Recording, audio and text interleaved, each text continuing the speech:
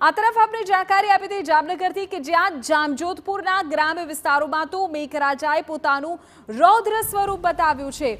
જામજોધપુરમાં મેઘરાજાએ તોફાની બેટિંગ કરી છે। નરમાણા ગામમાં તો જળબંબાકારની સ્થિતિનું નિર્માણ થયું છે। નરમાણા ગામના રસ્તાઓ પર નદીની જેમ પાણીનો ધસમસતો પ્રવાહ જોવા મળ્યો। ભયંકર રૂપ ધારણ કરી પાણી વહેતું જોવા મળ્યું। નરમાણા તથા આજુબાજુના સમાણા, શેઠવડાળા આ તમામ વિસ્તારોમાંથી વરસાદના સમાચાર છે। આ તરફ જામજોધપુરની સોરઠી નદી ગાંડીતૂર થઈ છે। રૌદ્ર રૂપ ધારણ કરી વહેતી થઈ છે સોરઠી નદી।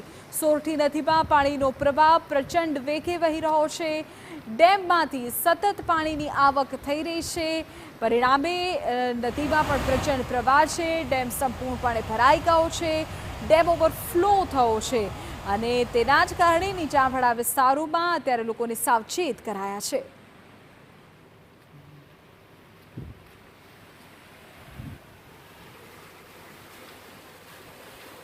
દિવેશ વાળા પર સંવાદદાતા વધુ જાણકારી આપી રહ્યા છે। દિવેશ, જામનગરમાં વરસાદને લઈને શું સ્થિતિ છે?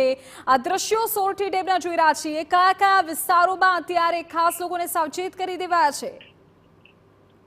વિધિ, જામનગરમાં ગઈકાલે ગ્રામ્ય પંથકોમાં સારો વરસાદ નોંધાયો છે। ગઈકાલે લગભગ 4 થી 5 ઇંચ વરસાદ જામજોધપુરના ગ્રામ્ય વિસ્તારોમાં થયો હતો, જ્યારે વહેલી સવારથી ફરી વરસાદનું આગમન થયું છે।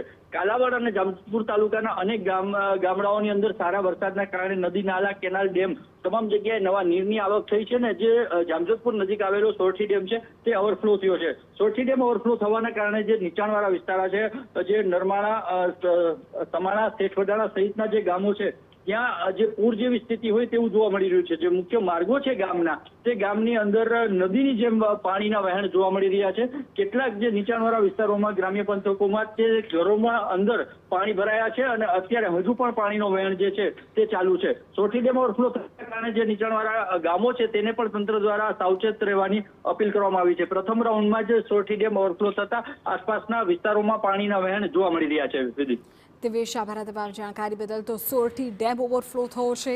સોરઠી નદી પ્રચંડ વેગે વહી રહી છે।